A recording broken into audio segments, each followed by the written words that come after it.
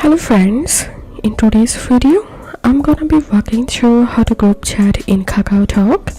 But before getting started this video, make sure to subscribe 5-minute solution.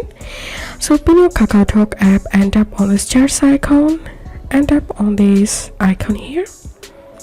Tap on open chat and tap on create. Select group chat and enter here the group chat name.